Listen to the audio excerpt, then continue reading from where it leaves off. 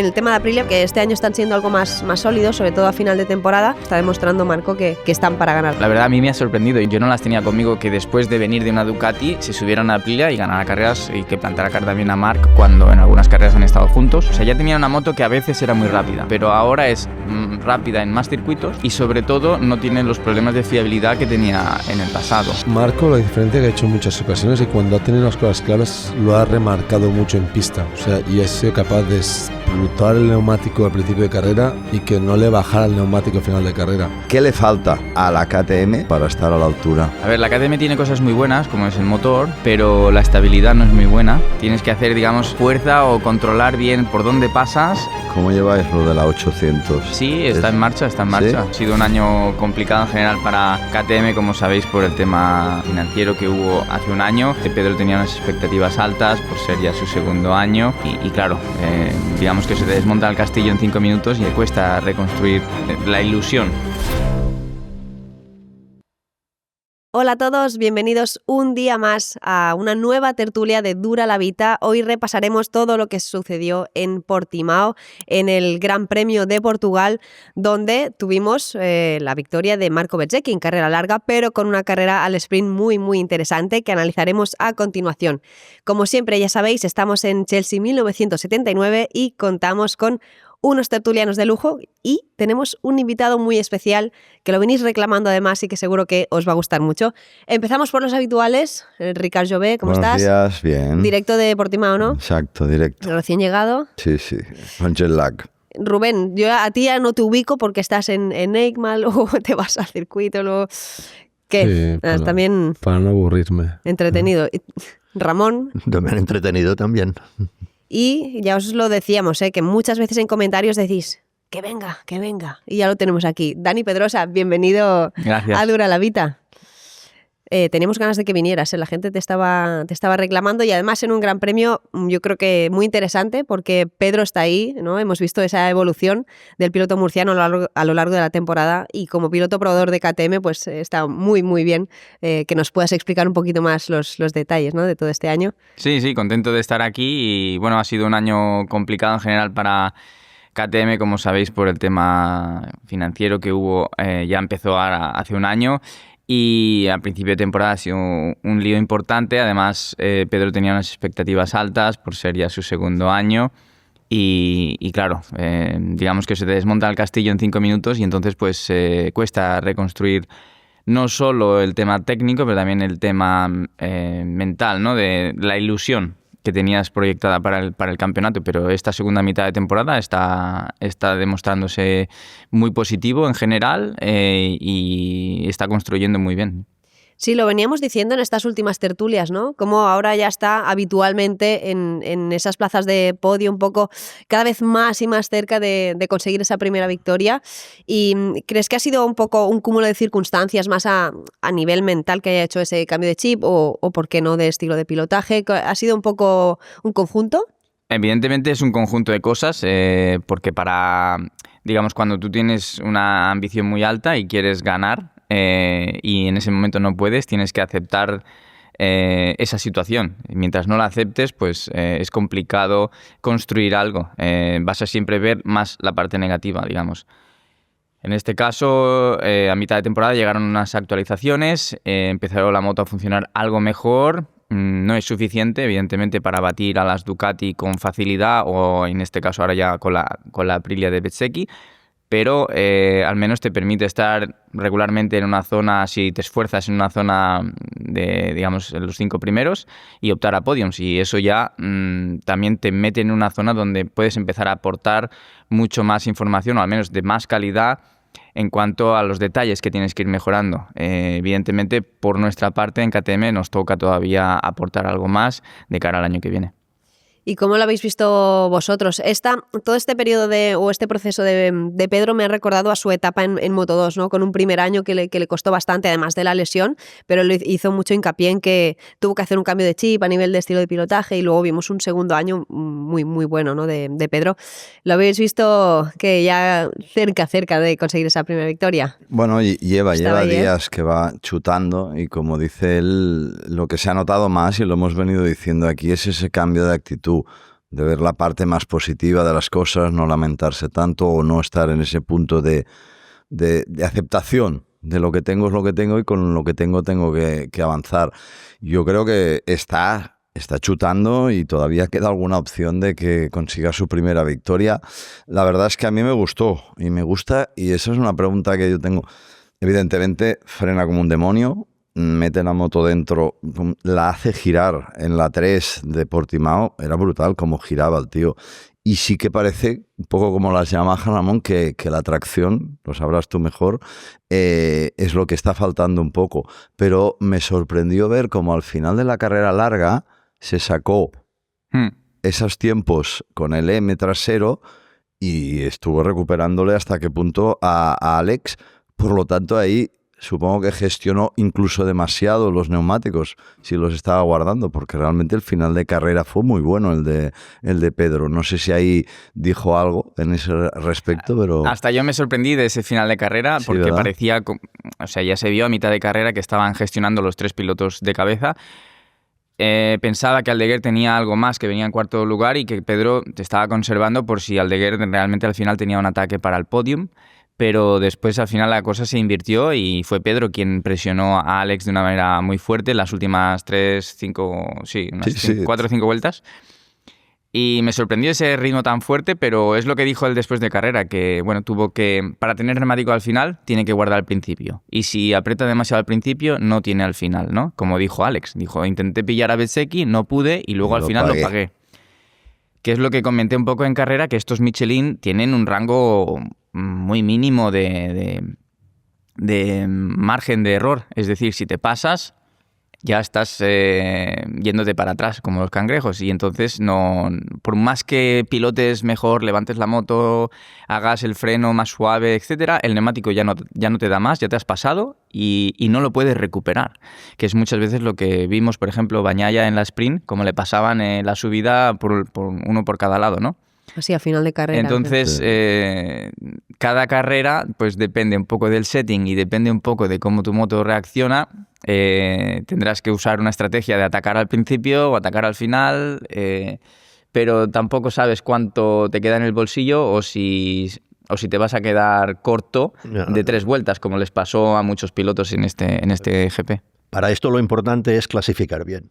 El tema es que yo creo que es una cosa que ha entendido y una cosa que está haciendo bien.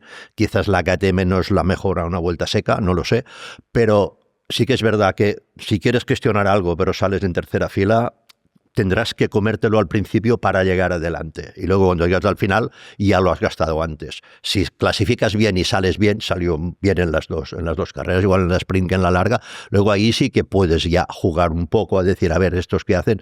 Pero claro, si estás obligado a salir de atrás y a quemarlo al principio para llegar, porque si no lo quemas Como al Fermín principio. es el caso. Correcto. Exacto, sí, pero Fermín es un caso especial porque él llega siempre, o parece que él lo gestiona bien, o la moto suya por, no sé, por reglajes, por lo que sea, normalmente llega a final de carrera con buen ritmo. En cambio, a Pedro le costaba un poco más, pero yo creo que es esto, que está evolucionando. Y aparte de lo que decía Dani, que tenía el tema de toda la situación de KTM, no olvidemos que cuando hubo todo el lío Martín Aprilia, él también se vio envuelto sin quererlo allí, o queriéndolo, no, esto ya no lo sé, pero también se vio envuelto. O sea que al final, si hacemos el resumen, ha tenido o se ha visto afectado por el tema KTM financiero, que parece que está solucionado. Veremos a la larga cómo acaba del todo, pero además un tema que externo, como fue el tema, al final, el problema es que compartía manager. Y entonces, claro, si la lías por un lado y se habló de decir, no, es que Pedro también quiere irse. Pasa que esto se solucionó antes, digamos, que de Martín no hubo tanto culebrón, pero también es una cosa que pasa durante la temporada, que también que influye. Aunque sea poco, y allí si no estás al 100% es complicado.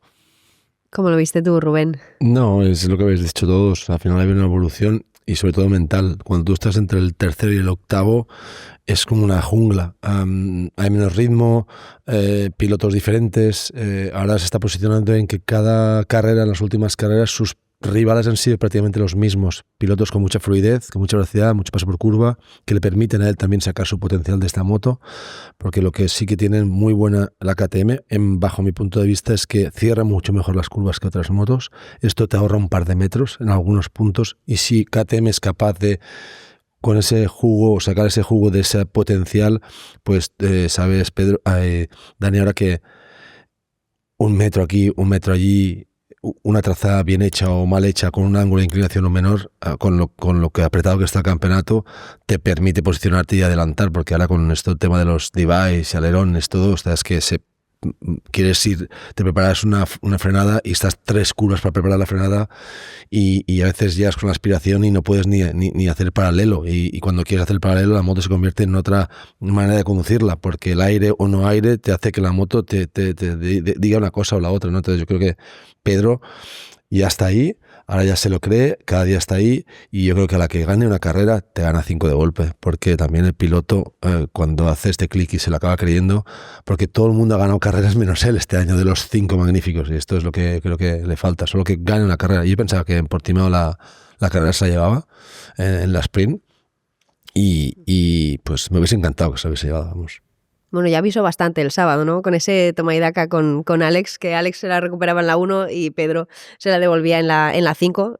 Supongo que intentaba que no se escapara Alex, ¿no? Por lo que había demostrado a lo largo del fin de semana, que había sido el más rápido en las 2 sesiones del viernes. Era un poco esa su estrategia. A mí me encantó ese puntito, ¿no? De agresividad para intentar retenerlo. Siempre lo hemos hablado en el equipo, que llevamos en todo el 2025, todo el 2024 y el 23, en que no lideramos las carreras, es decir, porque no clasificamos bien, como dice Ramón, sales detrás, tienes que comerte el aire sucio, estás calentando el neumático delantero, no puedes hacer tu trazada tan específica, digamos, de la KTM, que es un poco más en V, y entonces pues estás a merced un poco de lo que dicte el que va delante tuyo. En este caso siempre lo hemos hablado, a la que haya la posibilidad estar delante para ver qué pasa, porque a lo mejor la situación cambia mucho, tú pilotar sin nadie delante, pudiendo hacer tu trazada, sin aire sucio, sin calentar demasiado las gomas, etcétera, a lo mejor te sorprende el rendimiento de la moto en solitario, ¿no? Acostumbrado siempre a estar detrás. Además, estás bloqueando la posibilidad de que, por ejemplo, en este caso, Alex pues tenga un paso por curva muy alto, que es uno de sus puntos fuertes, y tiene que gestionar la distancia contigo todo el rato. Entonces, esa es una posición más incómoda y una posición más cómoda para ti. Lo probó, no le salió bien porque la recta se lo comía cada vez, pero lo intentó, y creo que fue una buena sensación para él y un buen aviso de que es una buena estrategia volverlo a intentar. Momento de destacar a uno de nuestros colaboradores. Ya sabéis que Momoven apoyan el canal y que es el Airbnb de las motos. Es la plataforma de alquiler, de renting de motos premium en España, entre particulares. ¿Que quieres probar un modelo en concreto, que tienes curiosidad? Lo encuentras en Momoven. ¿Que quieres sacarte un dinerito de tu moto poniéndola en la plataforma, poniéndola en alquiler? Pues lo tienes en Momoven. ¿Que te quieres hacer un viajecito con tu pareja y necesitas una moto en concreto que te permita hacerlo? Pues en Momoven lo tienes. Ya sabéis que han hecho además un sorteo que ha sido todo un exitazo de cara al último Gran Premio de la temporada en Valencia, y ya sabéis además que hicieron un sorteo súper interesante de cara al último Gran Premio de la temporada en el circuito de Ricardo Tormo de Cheste. Ya sabéis, no dejéis de consultar esta plataforma de Momoven. Tú que tienes acceso a todos los datos, ¿qué particularidad tiene Pedro respecto al resto de pilotos de KTM, o qué es lo que lo hace especial o diferente? Bueno, yo diría que Pedro lo que tiene muy claro es su objetivo. Entonces, digamos que limpia mucho alrededor todo el ruido que hay e intenta olvidarse de digamos, la paja, ¿no? El ruido, sí. Lo limpia mucho y va al objetivo final.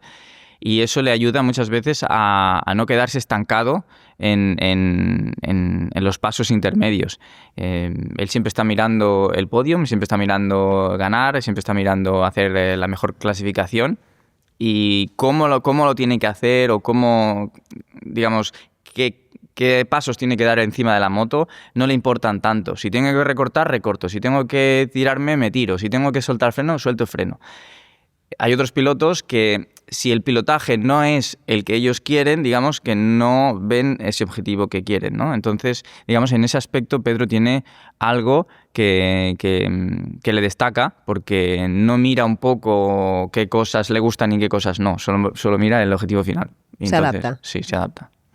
Y después de carrera, él quiso agradecerte un comentario que le hiciste. ¿Nos puedes dar algún detalle sobre qué le comentaste a Pedro del sábado al domingo? Nada, hablamos... Que para él fue muy importante porque lo quiso destacar, además.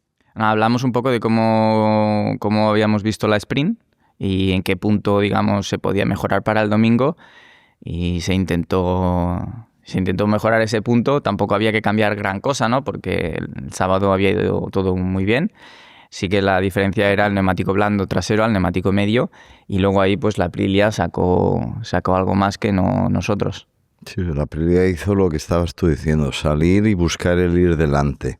Y tiró como un loco en la primera vuelta con el neumático y frío. lo consiguió, la cuadró. Si escuchasteis a Paul, dijo, tengo un poco de preocupación de calentar este neumático medio, y Bezzecchi salió como si fuera un blando. Total. No sé cómo generó esa temperatura y esa... Los tiempos que hizo, impresionante. O sea, estaba girando rapidísimo con ese. Bueno, en las medio. sprints creo que se hizo 37.8, me parece, y en la carrera se hizo 38.2. Solo 4 décimas de diferencia. 38.2 de Pedro. De un neumático al otro. Cuidado, ¿eh? Pasa que las condiciones, hay que decir, fue increíble que finales de mes de octubre, que estamos ya en noviembre, mejor dicho, temperatura media 20-21 grados, primera hora no, pero o sea, sin viento apenas, o sea, para ser Portimao, increíble el fin de semana que hizo, muy estable, y permitió, eso sí, hubo entrenos en lluvia que sí que limitaron el poder avanzar más en la puesta a punto de muchos casos, pero sí que yo tenía una pregunta en ese sentido, porque viendo el resultado también de Paul y las prestaciones de Paul en un circuito donde, recordad, se hizo pupa y eso siempre está ahí, estuvo muy bien. Entonces, ¿qué le falta, si es que puedes decir, según vuestro punto de vista, a la KTM? Porque todos tenemos claro las virtudes y defectos de cada moto, y ahora mismo detrás de la Ducati para mí está la Aprilia. A la Yamaha le falta claramente esa aceleración, paso por curva lo tiene, pero a la KTM, porque yo de giro, al menos con Acosta, la veo brutal, cómo la hace girar. ¿Qué os falta un poco en ese sentido para estar a la altura? Pues... A ver, la KTM tiene cosas muy buenas, como es el motor, también tiene una buena frenada, pero la estabilidad no es muy buena, la moto se mueve bastante. Tienes que gestionar tú, como piloto, tienes que gestionar bastante ese punto, es decir, tienes que hacer, digamos, fuerza o controlar bien por dónde pasas y qué baches coges para que la moto se mantenga estable. Si vas por cualquier sitio, la moto puede ser bastante inestable. Y después el paso por curva, es decir, soltar el freno muy pronto hace que la moto no acabe de girar. Entonces, digamos que perdemos un poco de agarre delantero, o tenemos más agarre trasero en ese momento, sin freno y sin gas. Y entonces delante no quiere girar. Entonces, por eso hay que entrar un poco más con el freno para mantener que la moto acabe de girar. Pero claro, ahí matas velocidad. ¿Y qué pasa cuando matas velocidad? Que después tienes que acelerar más para recuperar la velocidad y patinas. Entonces, un poquito más de paso por curva te mantiene la velocidad de paso más alta y no tienes que acelerar tanto, con lo cual tampoco gastas tanto el neumático trasero. Yo creo que ese es el punto que nos ayudaría. También tenemos demasiado wheelie. La moto tiende a levantarse mucho en las aceleraciones, y un poco menos de wheelie sería de gran ayuda también. Y oye, una cosa, ¿cómo lleváis lo de la 800? ¿Está ya en marcha ese proyecto? Sí, está en marcha. ¿Sí? De momento todavía no hay moto, pero ya están probando el motor en el banco, y no sé exactamente cuándo se podrá poner la moto en pista, pero sí, están en el proceso, están verificando un poco los primeros pasos del motor. Es una buena noticia, porque al final el proyecto de KTM, uno de los principales escaparates que puede tener de cara a los fichajes del 27, o de retener a las estrellas que tenga es eso, tener un buen proyecto que ya lo empiecen a poner en marcha pronto. Sí, pero los proyectos siempre son una incógnita, porque al final todos los ingenieros lo hacen con la mejor intención, pero luego hace falta que salga. Cierto. Esto, si Bueno, recordamos... y nos falta ponerle las gomas, que todavía hemos hecho solo un test, ¿no? Solo un test y no sabemos nada más. Bueno, sí, pero esto no lo sabe nadie. Es que al final ahora dices, no, esto lo hemos hablado, Sí, el tema sí. mercado para el 2026, vale, está claro, yo creo que no habrá movimientos. Esto, bueno, se verá en Valencia después del test, porque ya si hay movimientos ya será gente que no probará las motos nuevas. Esto es lo típico de siempre. Aparte de la llegada de Toprak y Moreira, yo creo que allí no habrá ningún movimiento, pero luego de cara al 2027... vas bastante a ciegas, porque por mucho que digas, no, tenemos el proyecto hecho, sí, pero cuando lo pongas en pista nadie sabe lo que pasará. Nos acordamos 2007, cuando se cambió de categoría, se hicieron las 800, motos que estaban yendo bien, o que eran para mí la mejor moto que había de MotoGP, hicieron desastre absoluto de moto, como fue el caso de Honda, o sea, pasar de la 5 cilindros a la 800 fue brutal. En cambio, Yamaha se adaptó menos porque casi no cambió nada. Porque Yamaha, como ya habían tenido la clarividencia de hacer la primera moto una 900 en vez de 1000, porque así y fue un desastre absoluto comparado con la 1000, pero tenías una base de una 900, con lo cual ya te habías hecho experiencia, aunque fuese un desastre, para irte para atrás. Y al final la 800 de Yamaha era una moto que iba bien. Y el Ducati hizo otra cosa, que es que hizo solo un motor que era espectacular. El motor de la 2007, comparado con los demás, era una locura. Y la moto no era tan buena, pero bueno, como tenían el Bristol delantero y estaba un tal Casey Stoner por allí, pues fue bien. Pero yo las veces que había hablado con Casey, el tío decía, o sea, toda la parte de atrás, esto es un desastre, que vamos, que no hay quien lo controle. Pero él, como conducía él, decía, pero delante está en el sitio, con lo cual, mira, de atrás ya... Pasa que yo lo decía más desde un punto de vista casi marketingiano, es decir, si tú eres piloto, y ya lo hemos hablado aquí, en los próximos 5 meses se va a decidir el futuro del 80% de la parrilla de MotoGP en el 27, porque ya este invierno van a haber movimientos y ya yo creo que abril... junio del 26, el mercado 27 está prácticamente cerrado. Entonces, claro, tú tienes que presentarle a los pilotos que quieres contratar. Oye, mira que ya estamos trabajando, oye, mira que ya estamos en la pista rodando, oye, mira que lo que hace Yamaha también ahora con Quartararo, intentarle estimular viendo que la V4 ya está en pista. Por eso es importante, si ya estáis trabajando vosotros, como seguro que lo están haciendo, por vender un poco, que vamos en serio, que estamos trabajando, lo que se suele hacer. Todo el mundo está trabajando, pero esto ya lo hemos comentado. El que tiene una base buena, por los cambios que hay, no son cambios tan espectaculares. Por ejemplo, lo que pasó en el 2007 es que no había 5 cilindros. Entonces sí que cambiar un número de cilindro es un cambio brutal, porque cambias absolutamente todo, cambias toda la moto. Ahora no, ahora al final... sí, claro, te han reducido el diámetro del pistón, con lo cual... puedes hacer un motor más estrecho, pero si tienes un motor en V ya no te hace falta, porque el motor también tiene que tener sus inercias y sus cosas. Al final tendrás, si quieres, un poco más de distancia entre los cilindros. En el 4 en línea sí que es otra historia, porque allí tienes que hacer el motor más estrecho y tienes que hacerlo nuevo, con lo cual hacer un motor nuevo es mucho mejor. Y sí que el que tiene la base buena tendrá una ventaja, digamos, porque al final no tiene que hacer una moto nueva, pero siempre es una incógnita porque lo hemos visto muchas veces con temas de suspensiones, con temas de motores, que hay algún ingeniero que le dejan hacer y luego hace lo que le parece, y hay cosas que son realmente... Claro, el gran cambio van a ser las gomas, sí, la parte aerodinámica y lo del whole shots y compañía. Sí, bueno, pero esto últimamente, en las últimas carreras, hemos visto que los que se les estropean son los que ganan.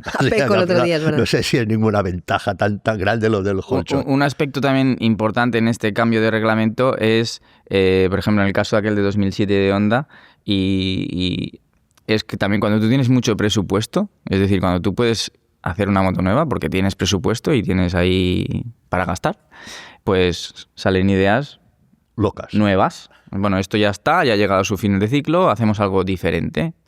Pero cuando no tienes tanto presupuesto, tienes que acotar mucho. Y entonces dices, bueno, ¿qué cosas mantengo y en qué cosas puedo gastar el dinero para cambiar algo? Bueno, tengo que hacer un motor nuevo, pues ahí tengo que poner dinero. Bueno, ahí donde Pero si no tengo tanto dinero, lo otro lo voy a dejar igual. Momento para destacar a nuestros amigos de Quimo. Como ya sabéis, es la marca líder en compraventa de motos de ocasión, pero con una particularidad. ¿La diferencia? Pues que todas ellas han superado una revisión de más de 90 puntos realizada por sus expertos. Son, de hecho, el mayor concesionario de motos reacondicionadas de Madrid, con más de 900 modelos en stock, y pronto abren en Valencia.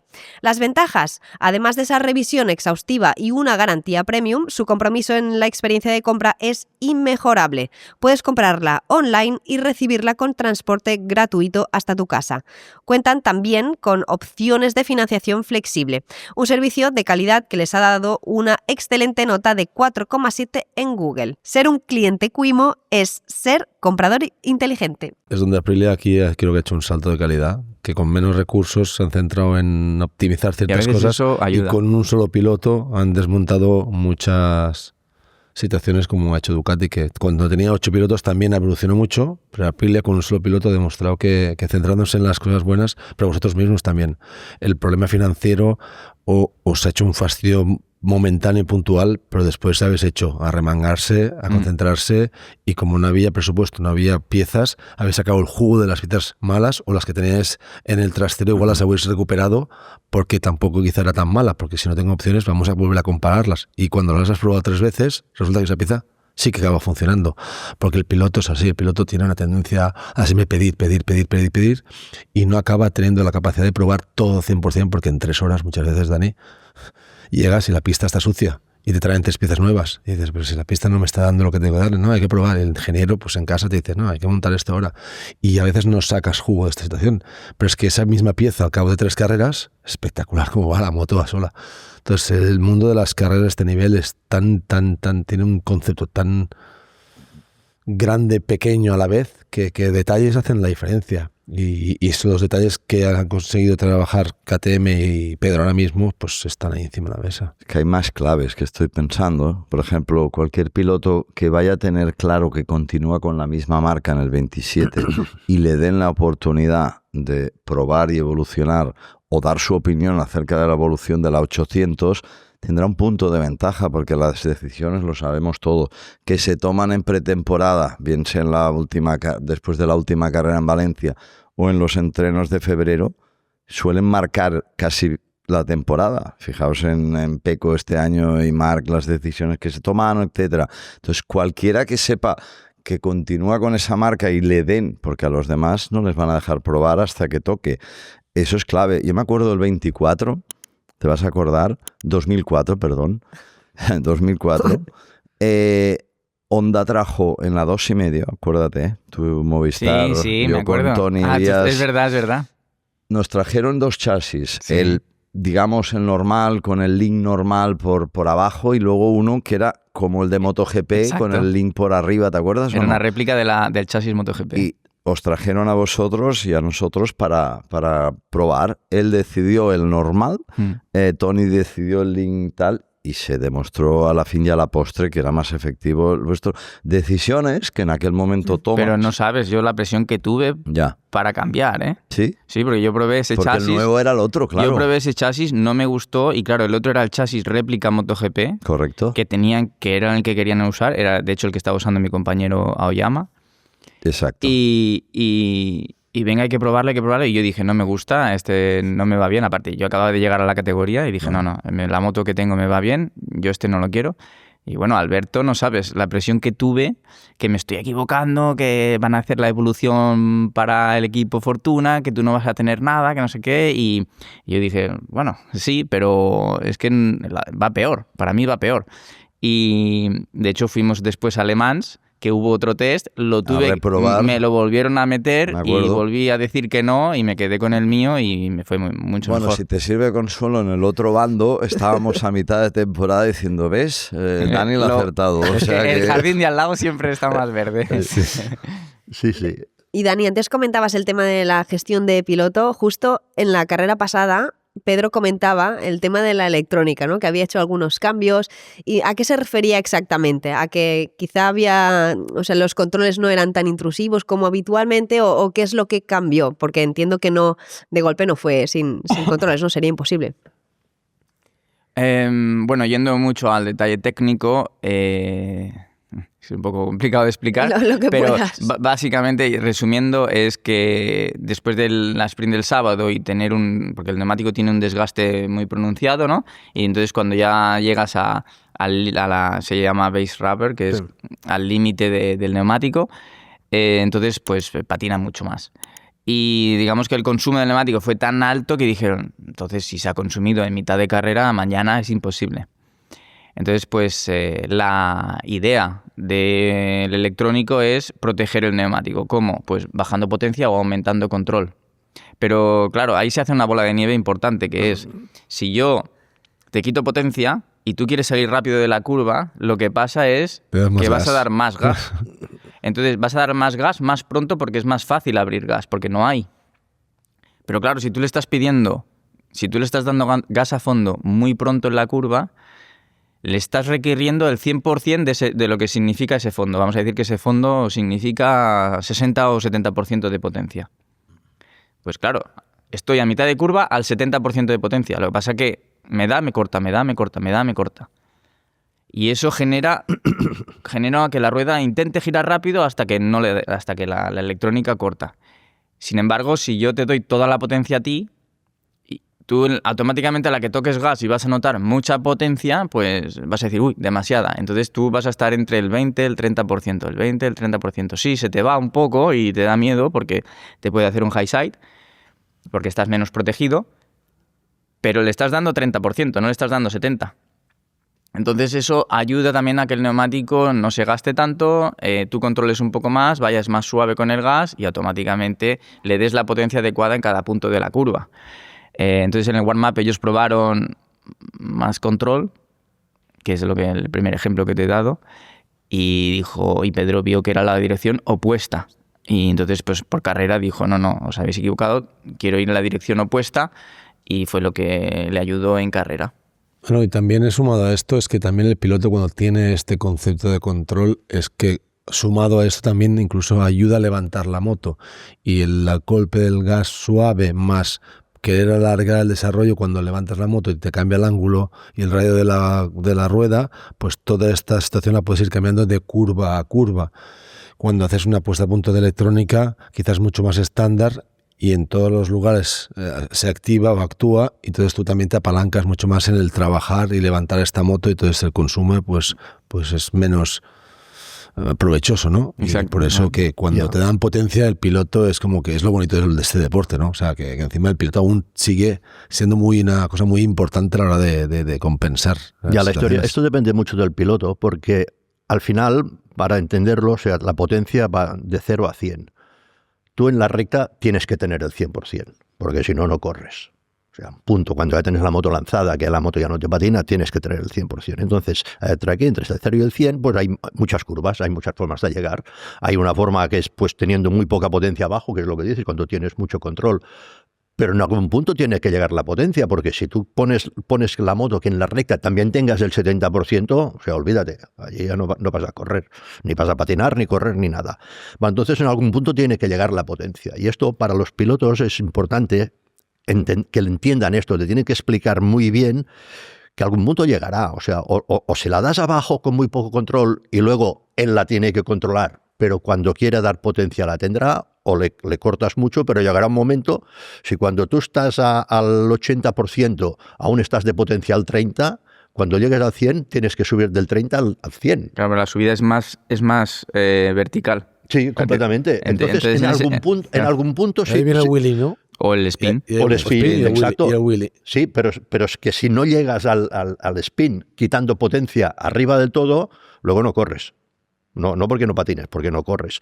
Con lo cual es importante que el piloto entienda esto, el momento que tiene que, o abajo o arriba, en algún momento lo tendrá que controlar. Porque tú le puedes hacerle antes, cuando los señales se podían usar, los controles podían ser interactivos, que ahora esto está limitado, tú podías hacer, había una forma muy buena de hacer el control de tracción, que era con el piñón de salida, con el sensor de par del piñón de salida. Porque ahora el problema es, tú dices, vale, yo aquí la moto ¿a cuánto me patina? Pues me patina, o ¿a cuánto deja de correr? Pues normalmente la moto siempre va patinando. O sea, tú miras las velocidades de delante y de atrás, siempre va patinando. Hay un punto que tiene que patinar, que la moto va acelerando, y hay un punto que ya patina demasiado y deja de acelerar. Es cuando entra el control.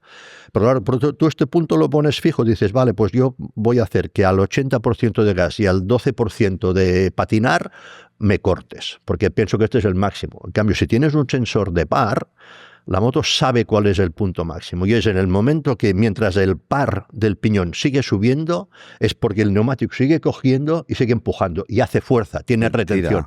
Sí. Ahí en el momento que el par baja, significa que ya está patinando. Claro, pues esto ya no se puede usar.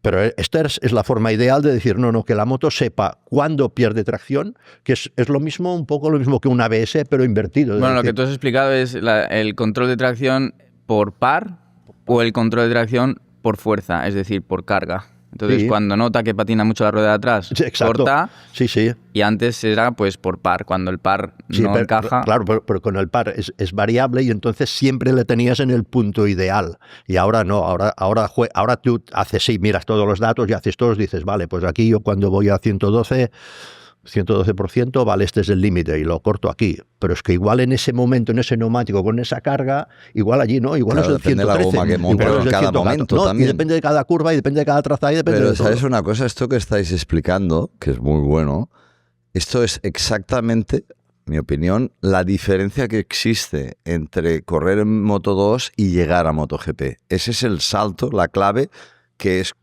arropado por el equipo técnico, tu data, acabar que un piloto tenga el conocimiento para buscar ese equilibrio que estáis hablando conjuntamente con los técnicos, porque hoy en día la MotoGP, para mi opinión, como pilotaje, no es como pilotaje, ojo, no puesta a punto de todo esto que estáis hablando, no es más difícil que una Moto 2.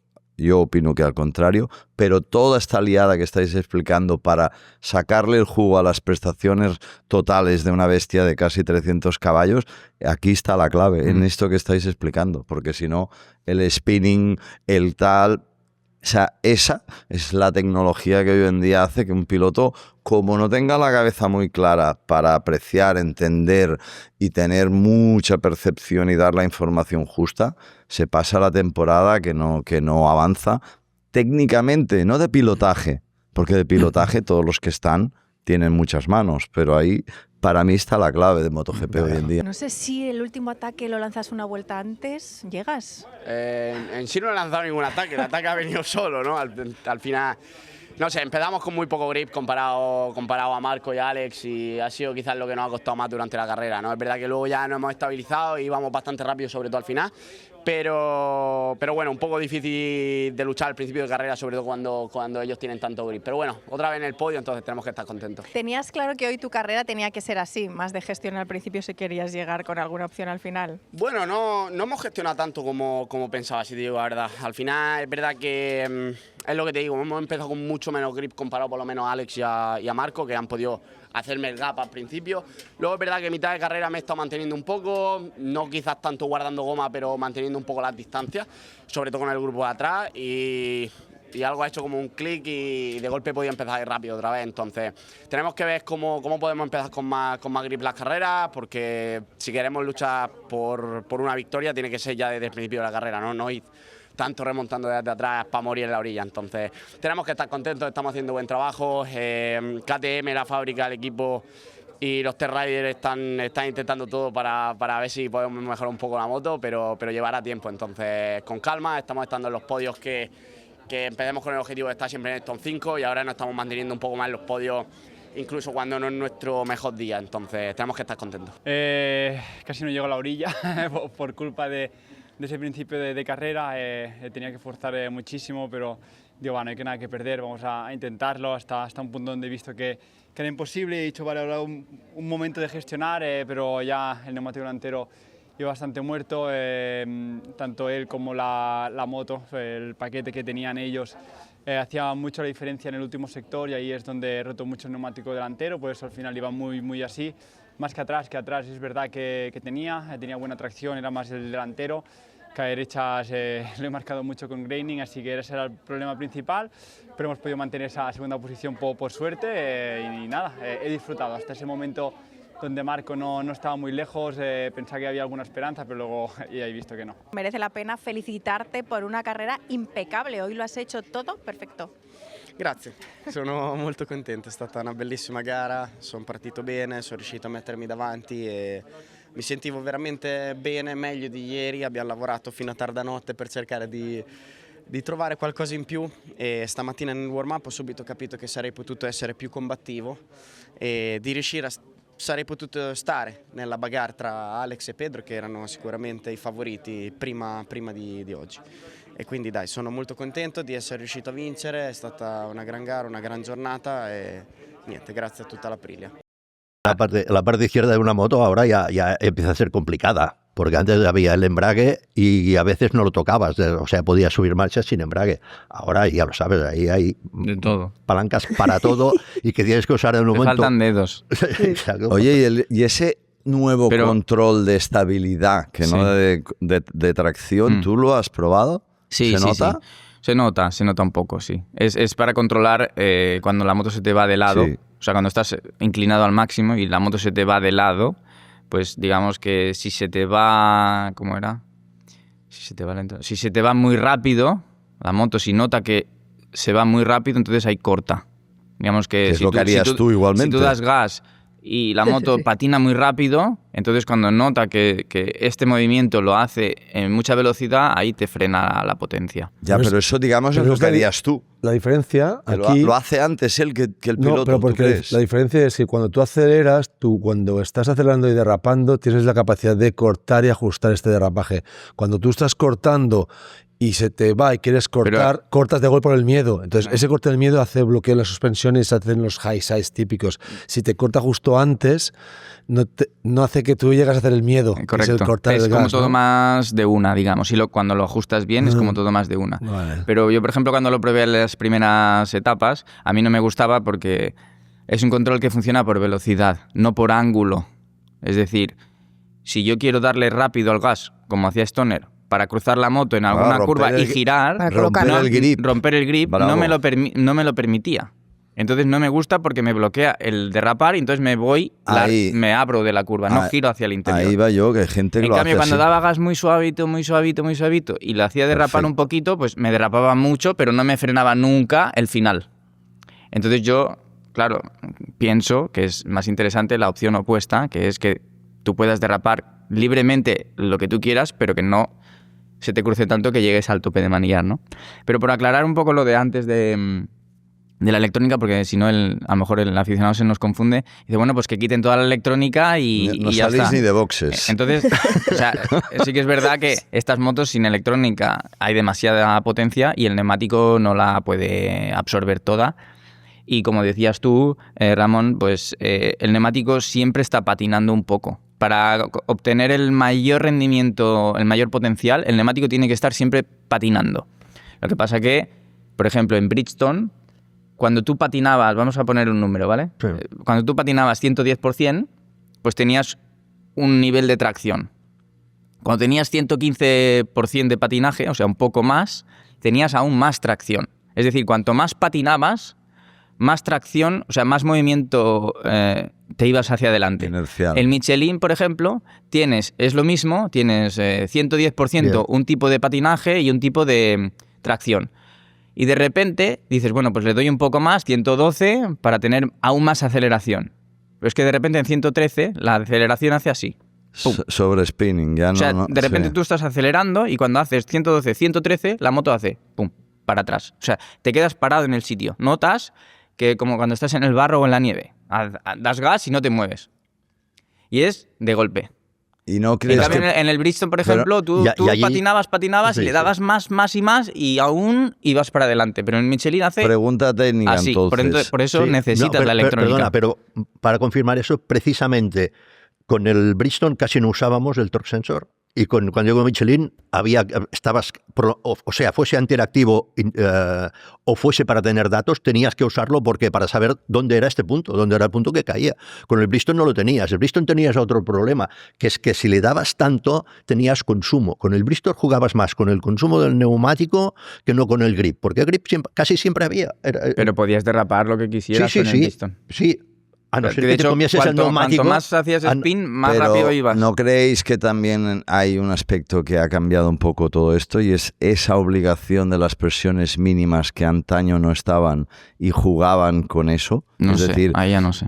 Bueno, lo que pasa es... Acordaos que esto de las presiones mínimas vienen porque había gente que abusaba un poco bastante en el crono, por ejemplo, que los veías salir de boxes que parecía que iban pinchados casi y que empezaron ya a reglamentar esas presiones mínimas. Sí, pero en MotoGP llegamos a ir a 0.06 o 0. Sí, bueno, sí, lo que pasa Michelin, lo que pasa Michelin que en época 2004 necesitabas una carcasa diferente. O Sí, sea, no. Lo que es imposible es que un neumático actual con la carcasa que tienes ahora saliera a 0.6 o 0.7.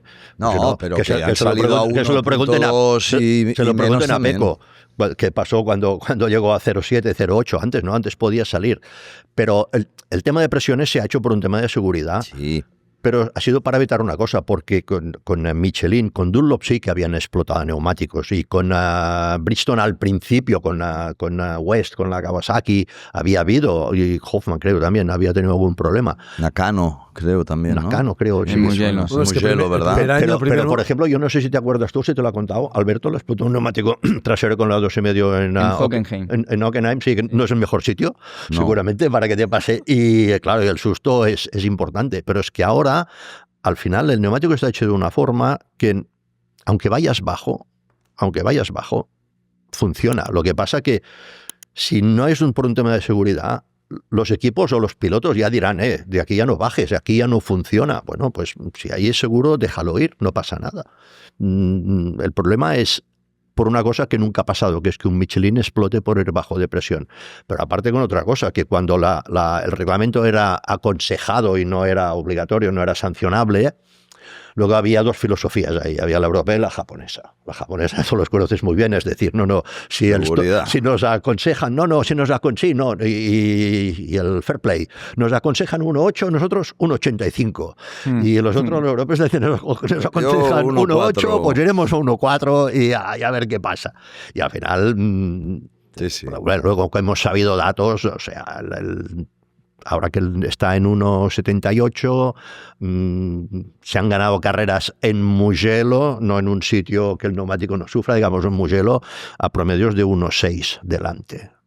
Y no pasa nada, ganar la carrera. Pasa que luego, para mí esto, lo que han dicho Pirelli es que habrá un control, pero no habrá un reglamento sancionador. Creo que esto ya es otra cosa importante, porque ahora al final los equipos lo han entendido y los pilotos lo han entendido, pero sigue siendo una lotería. Sigue siendo, cuando tú lo sabes, cuando haces la presión para la carrera, tienes que adivinar cómo irás en la carrera. Si no sabes si irás solo, irás en un grupo de 7, o te equivocas por un lado o te equivocas por el otro. Y al final es un neumático que no puedes ir alto. No puedes. No es que decir, yo voy alto y voy seguro. No, es que no funciona. Es que no funciona. Con el delantero, si vas alto, vas a partir de 2.2 y olvídate.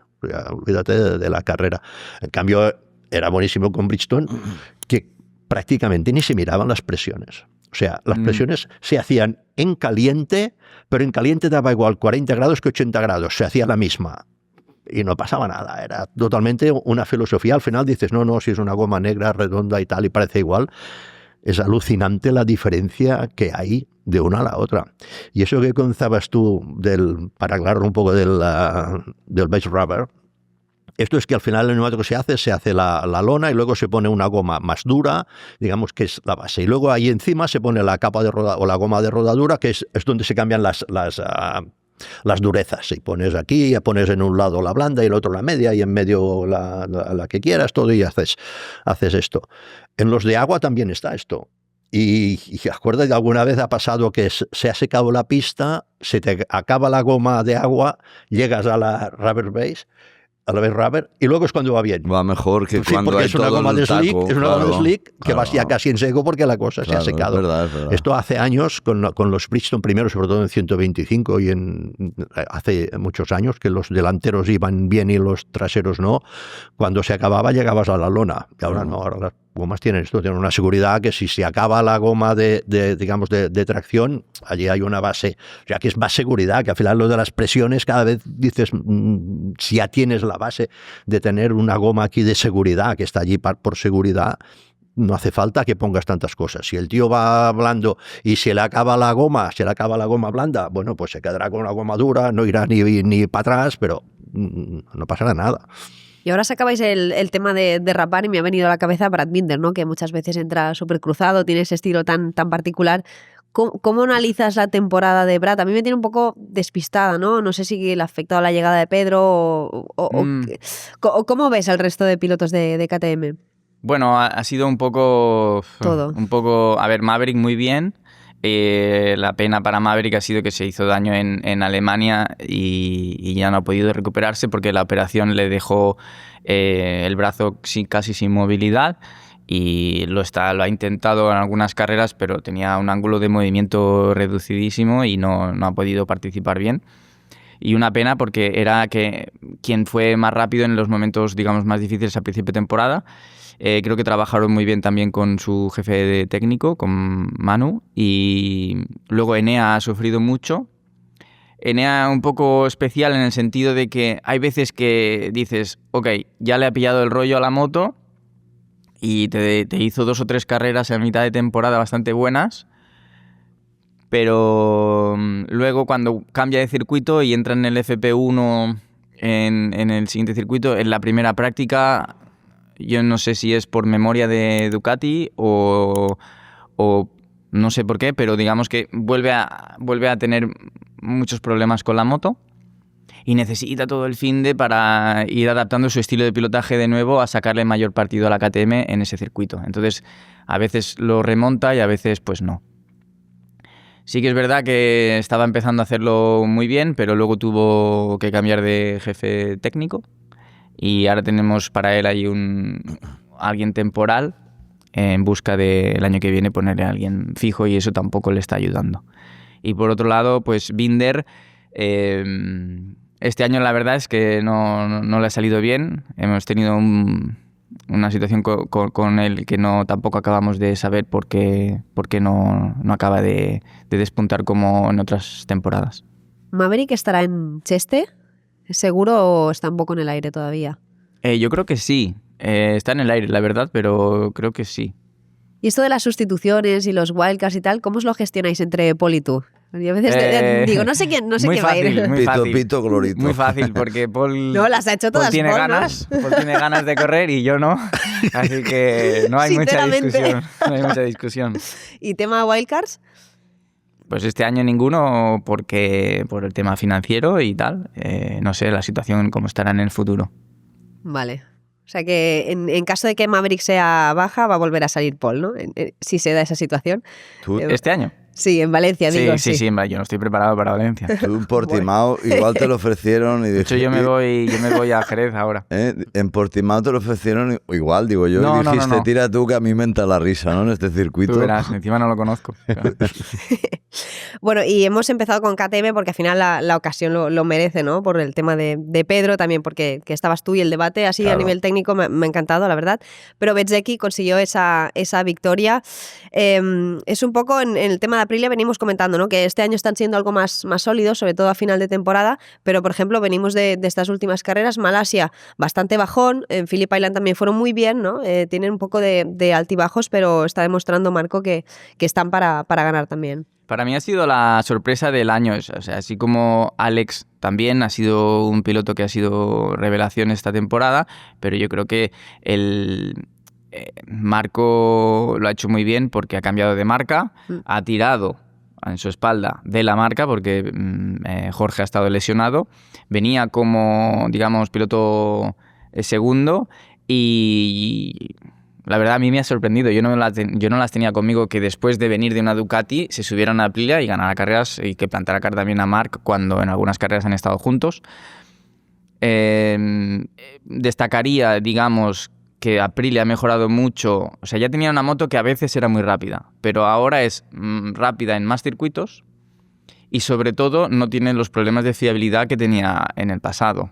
Que yo creo que a veces pues hemos visto que la moto se paraba por un problema electrónico o temperaturas o cosas así. Cuando el grip no era bueno, pues bajaba mucho y este año, tenía picos. Este año han mejorado sus puntos más débiles de los años anteriores y eso es de destacar, yo creo. ¿Y crees que esta victoria, gran parte, es por ese tirón inicial que pegó Marco al nada más empezar, por lo que habéis comentado al principio del podcast, ¿no? Que se escapa y es como que ya no le da la oportunidad al resto a poder llegar? Porque más Alex, que partía como favorito, digamos, después del viernes, salía quinto, ¿no? Por esa caída que tuvo en el FP2. Bueno, yo creo que en parte sí a nivel estratégico de la carrera, pero yo creo que ya el fin de semana algo no le salió bien el sábado en la sprint, ¿vale? Y quedó tercero, pero yo creo que a nivel mental él decidió la carrera que quería hacer. Mientras a lo mejor Alex, que salía quinto, es bueno, salgo quinto, a ver cuántas puedo remontar, dónde estoy y qué carrera me planteo después de la salida, ¿no? En cambio, Marco ya salió sabiendo lo que quería hacer, salir muy bien, porque lo dijo que no quería que Pedro le adelantara la salida, y estar delante y tirar con todo. Yo creo que eso es lo que marcó la diferencia, el estado mental que tenía Marco para mandar él en cualquier situación la situación de carrera. Y Ayogura también estuvo muy bien, ¿eh? Marco, la diferencia que ha hecho en muchas ocasiones es que cuando ha tenido las cosas claras lo ha remarcado mucho en pista. O sea, y ha sido capaz de explotar el neumático al principio de carrera y que no le bajara el neumático al final de carrera. Otros pilotos, cuando han abusado mucho del neumático al principio, de alguna manera les ha pasado factura. O porque en mitad de carrera han encontrado un feeling diferente y esto les lleva a una laguna que hasta que no recuperan este feeling vuelven a ser competitivos. Pero Marco ha sido un piloto que cuando lo ha hecho bien ha tirado muy fuerte al principio y es capaz de adaptarse al desgaste del neumático o de una manera muy resolutiva, ¿sabes? Y muy rápida. Hay pilotos que pues en medio de carrera ves que sufren y que entienden y que vuelven a recuperarse y todo. Y este es un punto clave ahora mismo en la MotoGP. Lo cierto es que, lo hemos dicho antes al principio, Pedro Acosta tiene la vuelta rápida en carrera de domingo por milésimas de Bezzecchi, 38.2. Es que Pedro en la Q2 hizo 37.7. Hablamos de medio segundo con el neumático trasero medio, gasolina llena. Era una pista como Portimao. Que Portimao, medio segundo no es nada. Tiraron correr, y eso lo marcó no Bezzecchi con su estrategia. Es decir, Bezzecchi tenía claro que con Pedro seguramente haciendo las curvas más en V le mataría el paso por curva, como pasa también con Alex. Por lo tanto, pero yo creo que lo dijimos la semana anterior en el último programa. También creo que la base, a pesar de todas las ayudas que tienen de reglamento hoy en día, ya la base de la moto era buena. Aleix ganó el año pasado, Maverick ganó el año pasado con la Aprilia, y la evolución que haya habido, a pesar de las concesiones técnicas, yo creo que había una buena base y evidentemente nos quedamos con las ganas de ver qué hubiera pasado con un Martín en forma y sin todo el historial de lesiones que ha tenido este año. Y Raúl, ¿no? Que también tuvo esa caída el viernes y que lo dejó fuera del Gran Premio. Porque incluso tiro atrás las 3-4 primeras carreras del año. Este año Ogura, un debutante con la Aprilia, lo hizo muy bien. Quiero decir que esa base de moto no tenía que ser tan mala, ¿eh? Pero esto, bueno, ya lo hemos comentado, yo creo que es de los grupos de las motos que han evolucionado más, allí yo creo que ha sido un tema técnico, porque sobre el papel ni tienen el mayor presupuesto. Bueno, luego KTM también tuvo problemas financieros, pero Aprilia no tiene el mayor presupuesto y con todos los respetos no tiene al mejor probador. Porque lo hemos visto cuando ha salido en carreras, Savadori ha hecho pues lo que ha podido, pero no es un piloto fresco, no es un piloto que esté corriendo, y así todo han sido capaces de llegar. Yo creo que tiene mucho mérito, porque al final Honda también está llegando, pero claro, Honda tiene un presupuesto que ni sabemos ahí lo que puede poner, y tiene probadores que vienen de correr, que están frescos aún. Está Aleix, y ha ido Antonio Jiménez con él, que venían del campeonato. Entonces, coger a un probador como Savadori, pues es más complicado. porque al final, esto lo sabemos siempre, el problema de los probadores es que tienen que ir rápidos, porque todo lo que a medio segundo del tiempo o a un segundo, bueno, hay probadores que están a más, va bien, cuando llegas a la hora de la verdad ya no va bien. Pero aquí Aprilia demuestra, esto es verdad, pero demuestra a Aprilia que esto no le ha afectado, porque con un solo piloto evoluciona la moto, Bezzecchi o con un probador menos bueno. Sí. No, y ha habido casas que sin buenos pilotos les ha costado mucho más evolucionar la moto. Por eso se ha demostrado que con los líos que ha habido políticos, con toda la movida Martín, con 2 pilotos nuevos en una moto y que se les escapan los pilotos que estaban allí evolucionando esta moto hace tiempo. Y los tíos, o sea, le han dado la vuelta al reglamento. Y además, Aprilia no está en el grupo D de concesiones. No, está en el C, por lo tanto, no pueden los pilotos oficiales probar como puede Honda, que de vez en cuando los oficiales han probado y Yamaha. Por eso, y Yamaha. Y ahí tampoco no han tenido una ventaja. No, por eso que para mí es aún más de destacar, porque es que aquí lo comentamos y nos equivocamos del todo, porque yo lo dije, que para mí, viendo la situación, lo que tenía peor situación era Aprilia, porque había cambiado los 4 telemétricos, 3 técnicos, los pilotos, 3 pilotos, o sea, el director técnico, o sea, era todo nuevo. Y para hacer funcionar todo esto, para mí una de las cosas es que Rivola ha demostrado que es un buen gestor, porque cuidado, cuando empiezas allí que dices, no, es que Martín se lleva a su jefe técnico y Bezzecchi también, y el otro le cambian y el otro se va no, total. Claro, llega un momento que dices, bueno, es que le vas a preguntar, el piloto le dirá al técnico, oye, cámbiame esto, y dirá, espera, que le digo, es que no sé cómo se hace, es que no conozco la moto, nadie conocía esa moto. Ni el director técnico, ni los técnicos. Y han sido capaces. Para mí. Dani, di la verdad. ¿Te han tirado la caña para ficharte a Aprilia o no? No. Sí que te lo va a decir. Oye, te lo va a decir ahora, ya enseñará el contrato. No soy de nadie. Bueno, ¿y cómo has visto la temporada de Alex? Porque de Alex Márquez, ha vuelto a tener un fin de semana súper sólido, se le escapó solo la victoria en la carrera larga, pero ganó en la sprint, también el viernes rapidísimo. ¿Para ti ha sido sorpresa o te esperabas ese punto de consistencia de Alex? Me ha gustado ver que ha remontado un poco el vuelo después de ese bajón un poquito menos brillante a mitad de temporada. Y que vuelve a estar en la zona delantera como a principio de temporada. Y eso me ha gustado de ver porque, bueno, puedes empezar muy bien y tal, y luego si vas bajando el ritmo y al final, bueno, llegas a final de temporada con los puntos que habías acumulado al principio, pero no te queda ese sabor tan bueno. Yo creo que el volverle a ver fuerte, ganó en Malasia, ha ganado aquí la sprint en Portimao, estuvo delante el domingo también, y cometió un error en la quali, que por eso salía quinto, pero remontó muy bien en salidas las dos veces y queda una carrera más que creo que también estará adelante. ¿Y a Pecco cómo lo veis? O sea, no ha sido un fin de semana muy positivo, pero dentro de lo que estamos viendo últimamente, ¿no? Esa caída yendo cuarto, pues dices, bueno, algo es algo. Ya no sé cómo interpretarlo. Evidentemente, al final es un campeón del mundo, pero por lo que viene, ¿sabes? Si me preguntas a mí, para mí Pecco en esta temporada, y más pasan las carreras, es un enigma. La verdad es que no sabría decir nada. Y en las últimas carreras pues habrá pasado de todo, de intentarlo a no intentarlo, a que le salga mal, a que le salga bien como le salió en Japón. Ya te digo, un completo, para mí un total enigma, porque no sabría, si no hablo con él no sabría decirte, pero sin duda está pasando un momento difícil, eso hay que entenderlo porque no es fácil, tú has sido también piloto y cuando tienes toda la presión encima, aún y que te pongan las cosas en el sitio, te ayuden y todo, si tú no estás disfrutando del fin de semana, si no estás disfrutando de la situación en la que estás o de montar en moto, los resultados tampoco salen y a veces cuando apretas pues pasa esto, que te caes. El problema es que según comentan gente de su equipo, es que hablando con él tampoco llegan a entenderlo.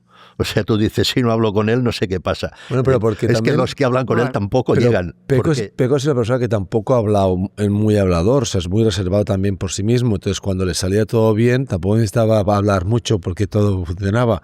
Pero cuando sale mal, si es alguien que no tampoco habla y las caídas no te acompañan, esto te retiene a sacar más talento, porque entonces vas encima de la moto con más tensión, con menos soltura y con menos capacidad de reacción, y tu mente también se bloquea. Entonces, como bien dices tú, lo de Pecco es un enigma y no es fácil, porque todo lo que acompaña a Pecco ahora mismo es una varita mágica. O sea, todo lo que está alrededor de Pecco, que es la zona Marc y Alex, pues claro, está en un eclipse. Pero yo siempre diré lo mismo. Hablamos de Pecco, pero no se puede quitar de la ecuación a Ducati. El problema es que, claro, como Marc Márquez te explota todo, porque hace correr lo que a él le den, y así ha sido siempre, y tú lo sabes, ahora mismo yo lo que veo, y lo llevo viendo todo el año, es que la 25 en ningún momento se ha demostrado, quitando de la ecuación a Marc Márquez, mejor que la 24. Alex hace virguerías con la 24,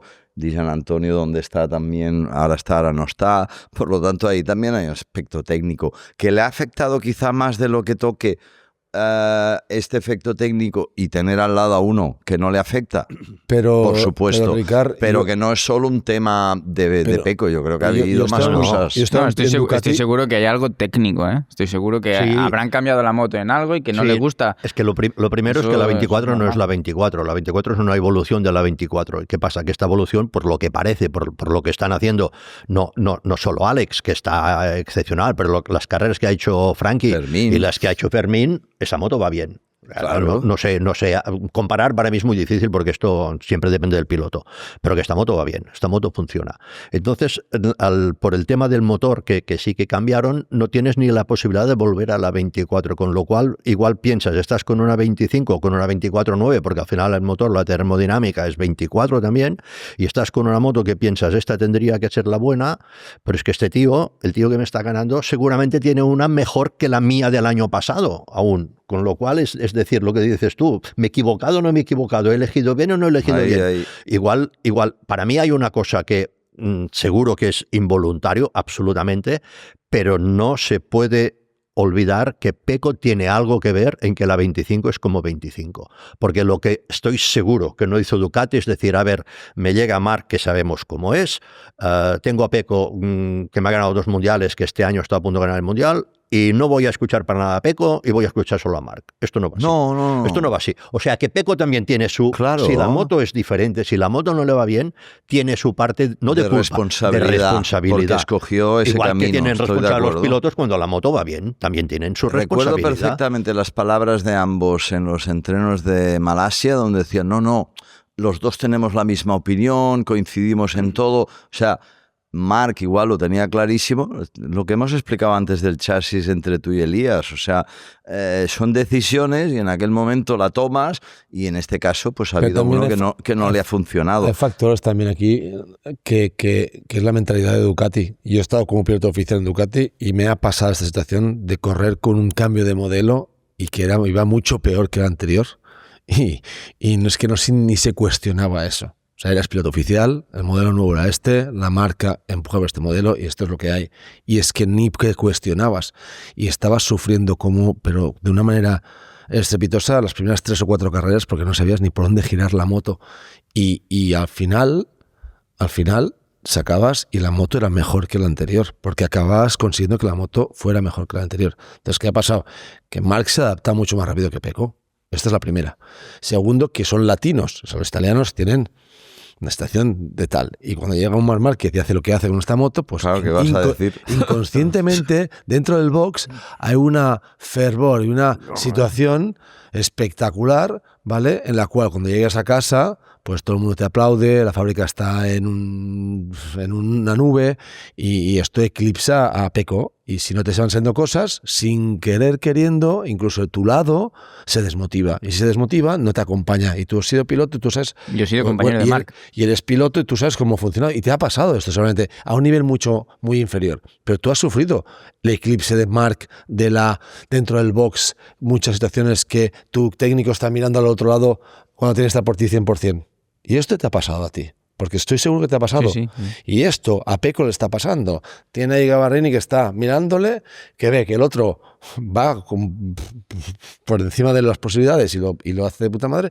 Y el otro se le lamenta de cosas que de una telemetría quizá pues tampoco son tan malas, porque ve al otro con el mismo problema y pasando el doble de rápido. Entonces se adapta al problema o va por encima del problema. Y entonces los técnicos o tu gente, si no te acompaña y este feeling no lo tienes tampoco como piloto, si ya no te va bien, todavía te desmotivas más. Y ya ves fantasmas donde no hay a veces, pero no porque no sean, es porque sin querer se te aparecen. Momento de mencionar a nuestros amigos de Brinkfy. Ya sabéis, la nueva red social para descubrir nuevas experiencias, compartirlas con tus conocidos y aprovecharte de todas sus ventajas. ¿A qué esperas para llevar tu vida al siguiente nivel? ¿Y si existiera una red social que no fuera solo digital? ¿Y si explorando tus gustos y experiencias pudieras hacer nuevos amigos? ¿Y si tu pasión por descubrir y compartir te permitiera además ganar dinero? ¿Y si todas estas experiencias estuvieran en un mismo sitio? Un lugar al que acceder de forma rápida, fácil y muy intuitiva. Deja de imaginar y pásate a Brinkfy. Tanto si eres de gastronomía o restaurantes, como si eres de pizzas o hamburguesas. Si eres de adrenalina o relax. Si te va a aprender o expresarte. Si no te pierdes una o eres de perderte. En Brinkfy ganarás dinero y encontrarás gente como tú. No esperes más. Sal a la calle y encuentra las experiencias que más te interesan. Crea contenido para ellas y aprovéchate de las ventajas que te ofrecen. Consigue niveles de experiencia junto a otros que tienen tus mismos gustos y obtén beneficios económicos. Vive, descubre, explora, comparte, invita, recomienda y sé de los primeros en unirte a la red social que no es solo digital. Y descubre todas las cosas que te estás perdiendo. Porque para gustos, colores y para experiencias, Brinkfy. Vive el momento. Eso que dice Rubén me recuerda que siempre hablamos del talento, ¿no? Talento natural, que es, pues eso, la psicometricidad y los reflejos, el talento natural, que de pequeño le ves a un tío que va rápido, tú cuando empezaste en la Copa, la selección de la Movistar, ¡pam! Eso es talento natural. Sumado a trabajo para entender cómo funciona una moto, hace que un tío... Pero al final hay otra cosa, que es el aspecto psicológico, evidentemente, que se llama la fuerza mental, determinación, llámale como quieras, pero hay tíos que tienen esa determinación, ambición, las cosas claras y que marcan diferencia en ese aspecto. Y luego hay tíos más normales, más humanos, ¿no? Yo ahí metería a Pecco, para mí es más humano en ese sentido. Acosta es de esta raza que llamamos killer, determinados, convencidos, no dudan de sí y tal. Y para mí Pecco es uno de esos de la media de gente que son grandes chavales y tal, sí, pero no tiene ese punto de... No, Ramón puede decirte uno, dos. Tiene a Biaggi y a Lorenzo. Lo que digo, no. Biaggi y Lorenzo eran dos que estaban peleados con el mundo. Vaya. ¿Eh? Sí. Y dentro del box no tenían amigos. Pero Lorenzo... Y sacaba más jugo. Esto de la diferencia del equipo... Perdona, que te corto. Y cuando estaba compitiendo era otro killer. Tampoco... O sea, eras un tío que ibas así por el paddock. O sea, ibas enfocadísimo, ¿sí o no? Sí, sí. O sea, pero esto tienes que tener el carácter fuerte. Claro. Tienes que tener una coraza. Y yo esto lo he vivido porque era lo normal en esa época. Cuando Jorge llegó a Yamaha, estaba al otro lado del muro estaba Valentino. No hace falta que os diga, os lo podéis imaginar cómo funcionaba un lado y el otro. O sea, llegaba Valentino y había 312 personas y llevaba a Jorge y estábamos 6. O sea, y esto a Jorge no le afectó. A Jorge me afectó. Algún momento sí que dijo, ostras, es que están todos con él. Y yo quiero mi gente. Sí, pero es que claro, es que tu gente son los mismos. O sea, hay 6 mecánicos. Luego está todos los demás que pueden ir donde quieren y deciden dónde van. Yo no podía ir con Valentino. Pero el jefe de prensa, por ejemplo, sí. Yeah. Y entonces elegía dónde iba. Lo que pasa es que si esto te afecta, pues tienes un problema. Wow. Sobre todo depende de quién esté al otro lado. Al otro lado puede ser un killer técnico como es Marc, absolutamente un asesino, o puede ser un asesino mediático, aparte de técnico, como era Valentino, que aparte de que el tío era bueno, esto no lo vamos a negar, lo que era capaz de mover Valentino, o sea, ni Marc en este momento lo llega a mover, porque era un momento que estaba, bueno, estaba ganando. Sigue ahora, pero si vas a los circuitos ya aún hay gradas de Valentino, sí, es alucinante. Pero lo que pasa que se encontró con uno que dijo, hostia, esto es como una piedra, tú, aquí no hay forma de entrar. Y es la única manera. Estoy de acuerdo. Como tú te achantes un poco porque decís, uy, no, este es Valentino, es que para mí la llegada de Dani, de Jorge, de Dobby un poco menos y de Casey, fue la gran diferencia es que no respetaban a los viejos. Valentino tenía de compañero de equipo. Estás hablando de Acosta, otro que ahora mismo está en esa posición. En ese momento, Valentino tenía el mejor compañero de equipo que podía tener, que era Colin Edwards, que era, o sea, ni ganaba, ni molestaba, ni se quejaba, ni se preocupaba, no hacía nada. O sea, estaba allí y encima probaba las cosas difíciles. Hasta era el perfecto. Luego te pone un tío que dice, no, yo voy a por ti. Y se lía la cosa. Y eso, bueno, para mí, pues cuando llegasteis vosotros cuatro, que sois... Bueno, Valentino ha dicho algunas ocasiones que no le gustó que Yamaha contratara a Jorge. Yo, Valentino, yo cuando llegamos al equipo, era el año que había Bridgestone y Michelin, había Muro. Yo la primera vez que hablé con Valentino, fue que además me quedó grabado por lo que dijo, fue en Qatar, después de la clasificación, que Jorge hizo la pole. La primera carrera. La primera carrera, y vino Valentino con Ucho y nosotros estábamos hablando ahí fuera, hablando normal. Y llegó él y, ostras, Jorge, bien. Y le decía a Ucho, a ver si nos hemos equivocado con ese tío. Porque, y me preguntó a mí, digo, que no habíamos hablado, me preguntó, ¿tú crees ha sido casualidad o es porque tiene algo? Digo, bueno, ya lo verás. No te lo voy a decir, ya lo verás. Pero fue la primera vez que para mí se preocupó, porque dijo, no, viene Lorenzo. Bueno, claro, llegas a la primera carrera, pole y tercero, segunda carrera. No, segundo. Tercera carrera la gana en Estoril. Entonces, claro, allí viene. Luego pasa que luego vino China y luego vino la confianza que mata al hombre. Jorge llegó un momento que se creyó invencible. Me recuerda a la primera carrera en Suzuka. No, Jorge, se creyó invencible. La primera carrera en Suzuka con la 500 de Max Biaggi con la Honda, viniendo de ganar en 2,5 con la Honda. Pole, carrera, vuelta rápida, alucinante. Suzuka. Y claro, eso son cosas de tíos especiales. O sea, eso no lo hace cualquiera. O sea, pero ves, es otro en el box que no necesita tener amigos, ni técnicos, ni que les hagan la pelota para triunfar o para tal. Al contrario, esa picardía y ese pique con los mecánicos y de mantenerlos como si fueran peones a veces, les saca más jugo a ellos. Y es lo que hemos dicho aquí en muchas ocasiones, en que Pecco en Qatar, que ya era una pista que en Qatar tenía que haber salido a matar, o sea, como se puede decir, ¿no? Matador, porque es la única manera de ir a por Marc Márquez, porque cuando Marc Márquez ve que sufres, le da más fuerza todavía.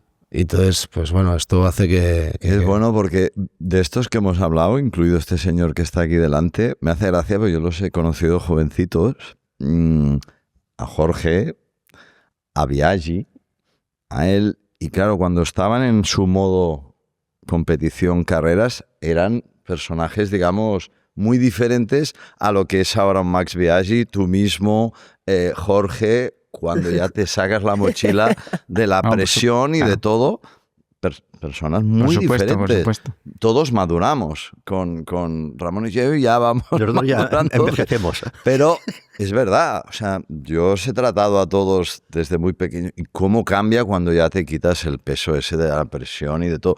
O, por ejemplo, un Paul, lo mal que lo pasó en sus últimos años compitiendo, que como tú sabes, ya compites, pero no con esa...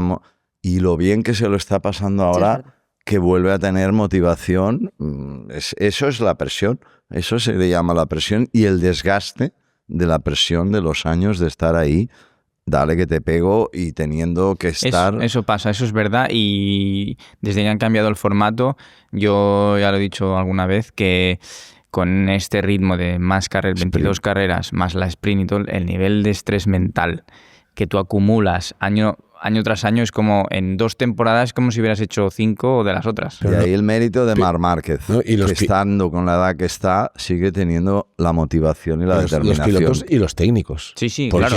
Imagínate un técnico. Es un consumo de físico, pero también emocional con las personas.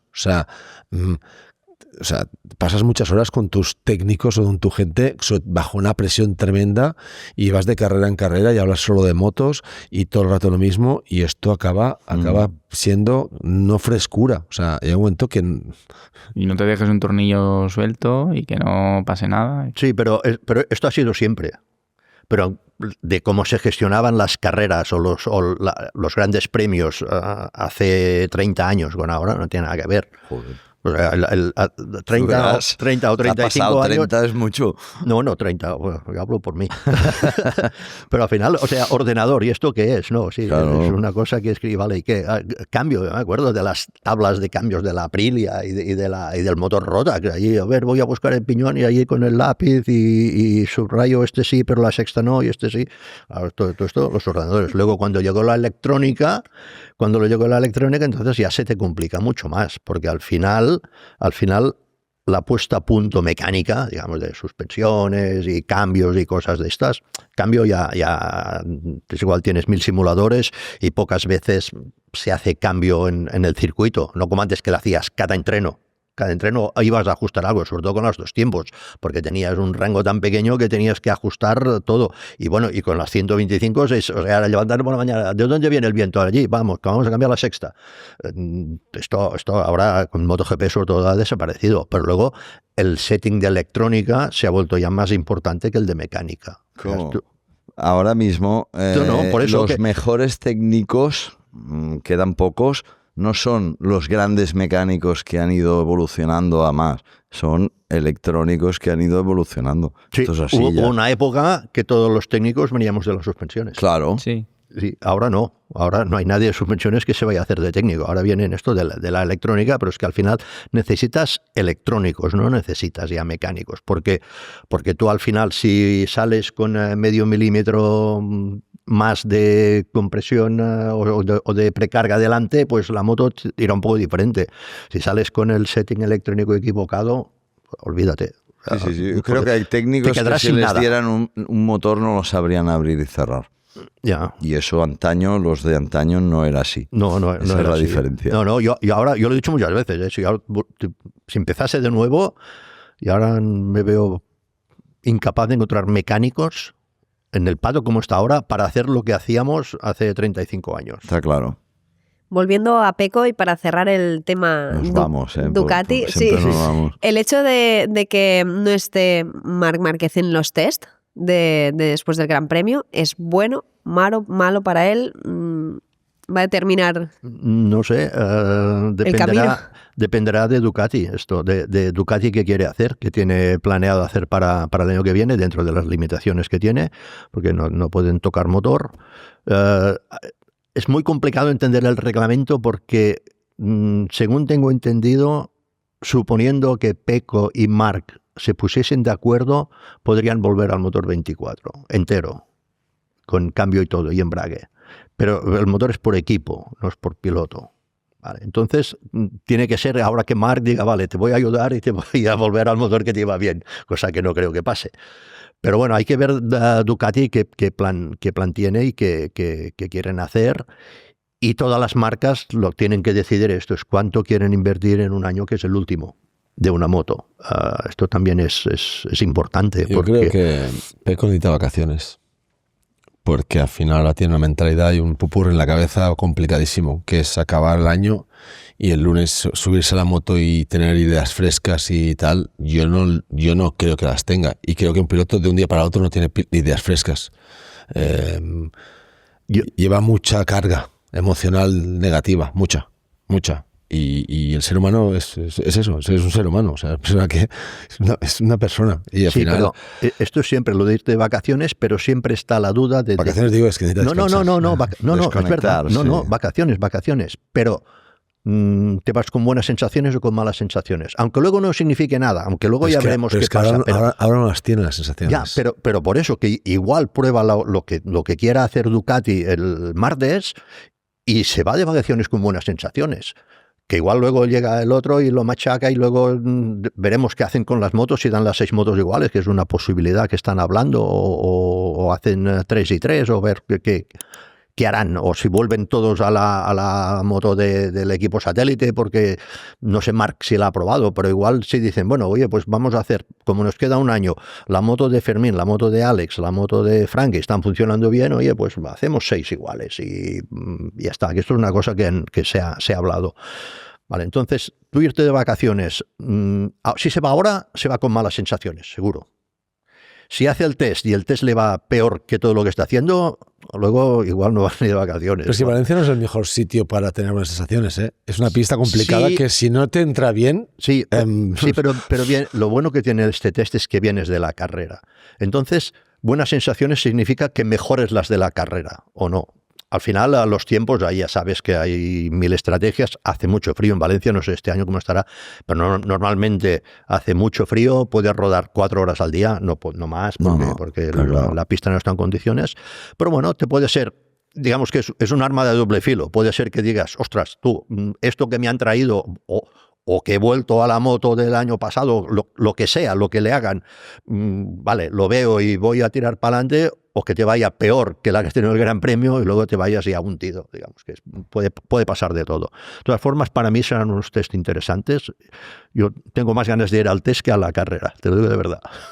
Pero ya no solo igual la dirección técnica, sino el ver a todo el personal volcado con él, no sé, ¿no? Ese punto también de ver a la gente, como comentabais antes, ¿no? Con el caso de Valentino, de Jorge, que están apoyándolo, ¿no? En este caso, para intentar revertir la situación. ¿Tú crees que a él le puede venir bien eso?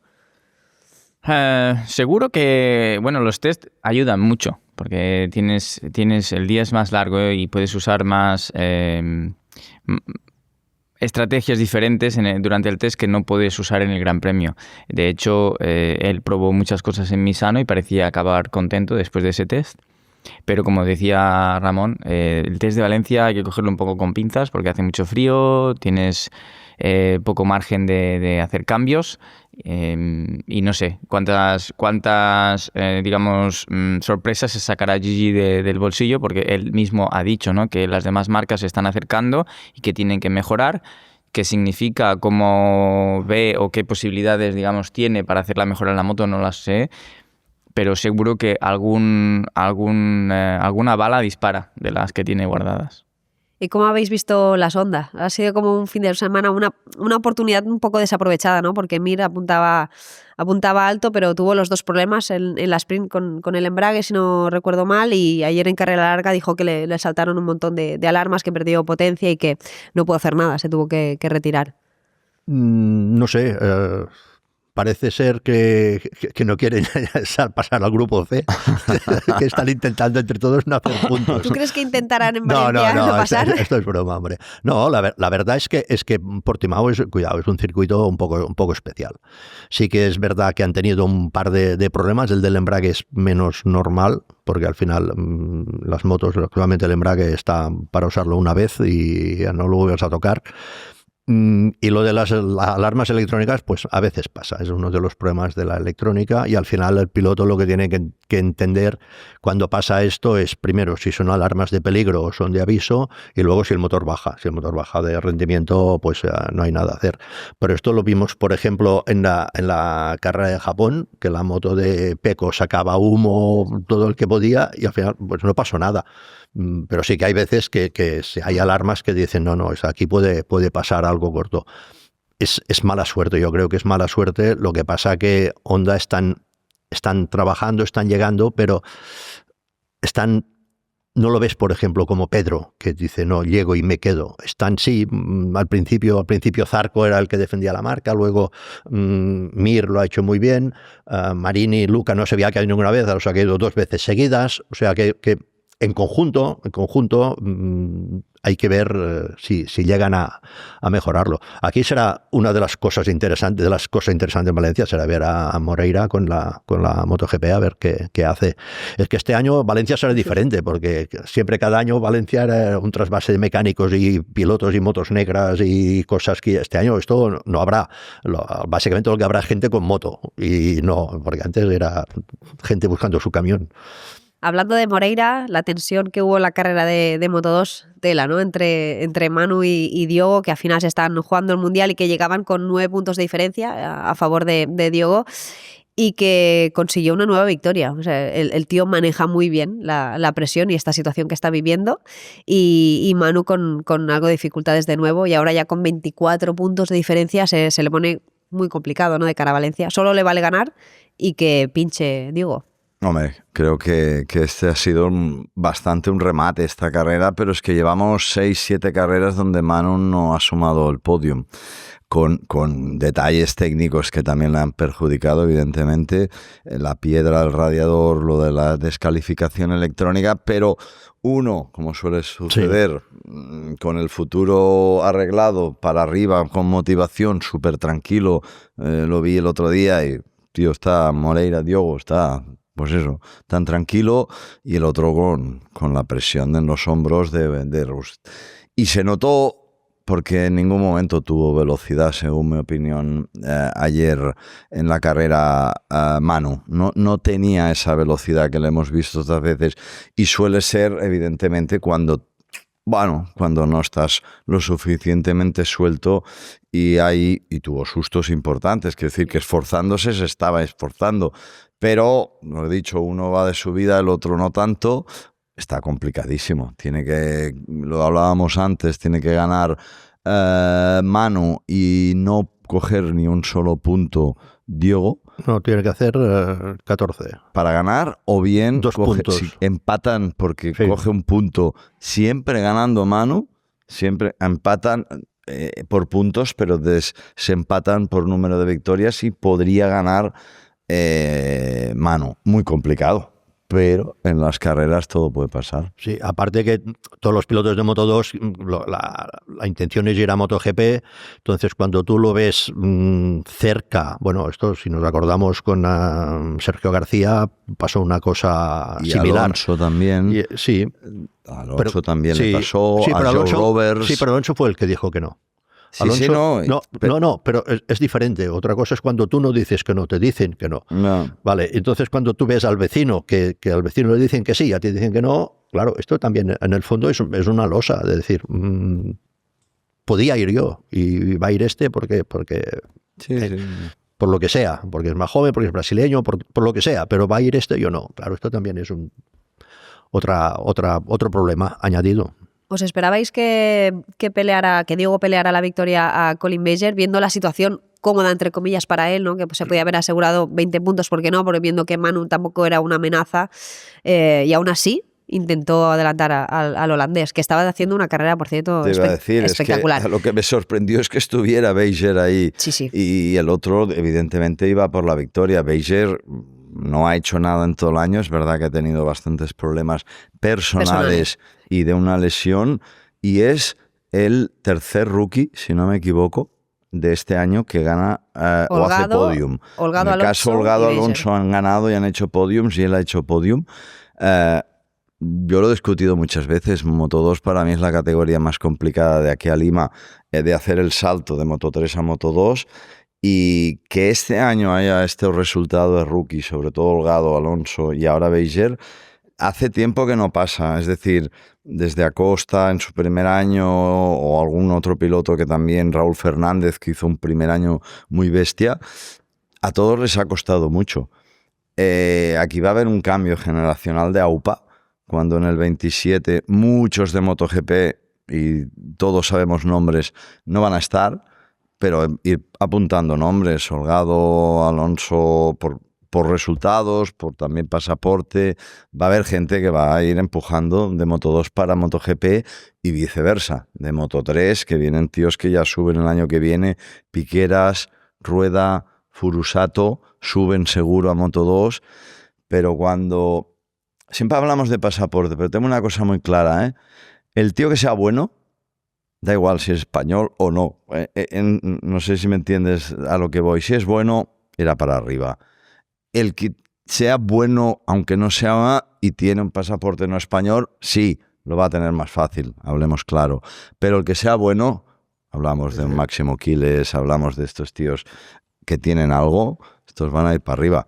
Y ahora vienen 2 años que van a haber unos cambios generacionales, empezando por MotoGP, con los que van subiendo y así, porque cada vez los críos vienen más preparados. Es que es una locura el nivelazo que tienen los críos ahora con 12, 13, 14. Es que es un nivel estratosférico de conocimiento, de horas de entreno, de tal, y claro, llegan y marcan. Mirad los rookies de Moto3 este año, están ganando rookies carreras y peleando, incluso uno, que lo digo siempre, ya lo sé, pero que es al argentino, ayudadme, Perrone, que no pasó ni por Moto3 del Junior GP, saltó de la Talent Cup European directamente al Mundial, y ahí está el tío también. O sea, es un nivel bestia, y vienen años que el que no esté allí van a haber cambios que ya se están produciendo y que van a ir a más.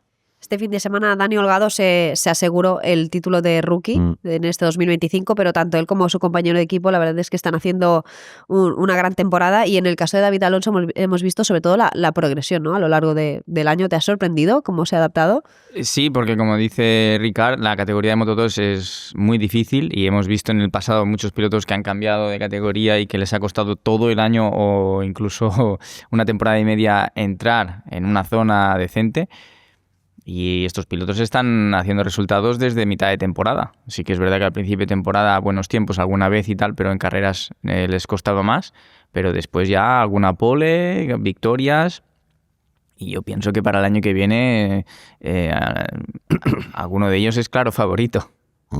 ¿Y cómo ves a Diogo? ¿Crees que por su estilo de pilotaje se puede adaptar bien a la Honda el año que viene? Yo le he visto entrenar a Diogo haciendo flat track, haciendo motocross, haciendo todo tipo de supermotar, y soy de la opinión que cuanto más potencia tenga, mejor irá. Hombre, muy interesante. Es verdad que ha habido muchos casos, ¿no? De pilotos que igual en Moto2... Yo te lo dije la semana pasada, estoy convencido que va a meter un susto. Tendrá la dependencia de que la Honda evidentemente le ayuda, pero lo tengo clarísimo, que la conducción hoy en día de una MotoGP, una vez, lo que hablamos antes, controle la electrónica y su combinación de trabajo con el técnico y esa electrónica de pilotaje, madre mía, lo tengo claro que ese va a estar delante. También falta que la moto le ayude, claro. ¿Y qué me decís de Moto3? Otra carrera de esas de ir con el gancho. Se llevó de nuevo la victoria a Máximo Quiles. Estamos hablando de rookies en Moto2, pero también en Moto3 son muy protagonistas. Esa fue una carrera eléctrica, histérica, sí. Diría yo. No he contado los adelantamientos, pero yo creo que superarían los 30 o los 40 adelantamientos a lo largo de la carrera. Fue brutal. Y más en este circuito. Exacto. Que te la manera. Es que en Moto3 no hay trazada. En Portimao, en Moto3 no hay trazada. O sea, ve por donde quieras. Es tan rápido para una Moto3 que puedes ir por dentro, por fuera, pasar y puedes hacer lo que quieras. La verdad es que las carreras siguen siendo muy interesantes las de Moto3, pero cuando el circuito lo permite, por ejemplo en Valencia no lo permite tanto, claro. Pero cuando el circuito lo permite, ahí que hay libertad de todo y todo funciona, porque al final te das cuenta de que no hay la trayectoria buena y la trazada buena y la mala. No, es que son diferentes, pero es que valen todas, sí tienes bastante velocidad. Y fue carrera, sí, divertida. Pero aparte, a mí me llamó una cosa la atención, que es lo que hablamos de los tíos buenos, lo rápido que aprenden de sus cosas, porque ganó Quiles, pero ¿cómo? Dijo no, o sea, en Misano en la última vuelta me la metisteis, pues ahora última vuelta aquí ya no tendrás ocasión, y decir no, como ya me ha pasado que me han quitado la victoria en el último metro, en la última vuelta esto ya lo voy a solucionar, y perfecto.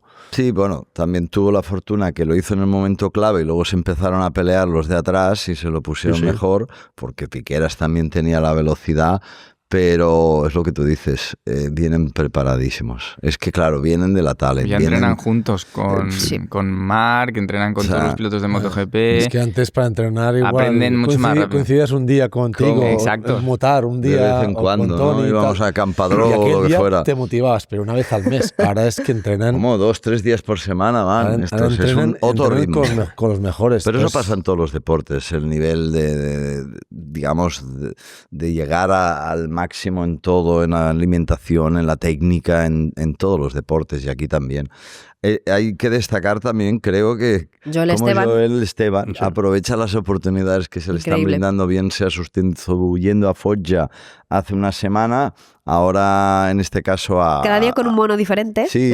Tiene una colección este año. Y aprovechó muy bien. La verdad es que fue una carrera muy entretenida, repito, y que vamos, por fortuna, sin incidencias, porque a mí sí que me hacen sufrir algunas de las acciones que hay, pero claro, una moto de 80 kilos, pues se atreven a todo. Pero es que Portimao es un circuito muy bonito a nivel visual, de esas subidas, bajadas. Creo que la realización entre cámara, helicóptero, dron, cada vez nos da, y las perspectivas de la cámara on board en MotoGP y en todo eran brutales. O sea, se apreciaba incluso lo que tanto cuesta de ver por la imagen que es las subidas y las bajadas.